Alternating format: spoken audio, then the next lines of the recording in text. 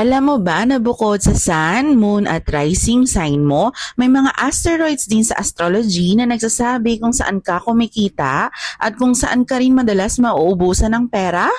Yes, ang tawag dito ay asteroid money at asteroid Rico. Si asteroid money ay tungkol sa income flow mo, kung paano mo hinahandle ang pera, saan ka kumikita at saan mo rin agad ginagastos. Halimbawa, kung money mo ay nasa second house of Aquarius, madalas digital, online, o social media related ang income mo.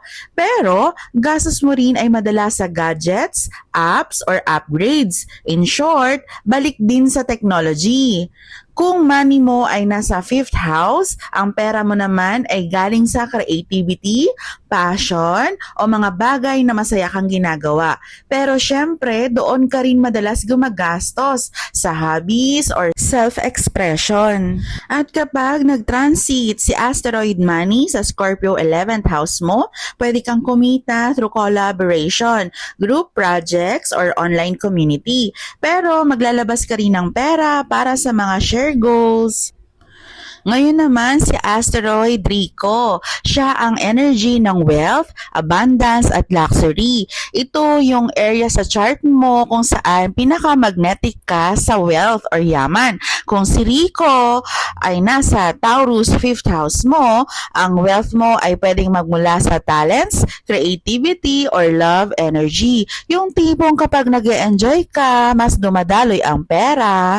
Pero kung si asteroid Rico ay nasa 10th house retrograde, delayed man ang success, once activated, career or fame ang magbibigay ng big wealth jump. At kapag nag-transit si Rico sa Aries 4th house mo, expect boost sa family, bahay or real estate, mga investment na pwedeng mag-grow long term.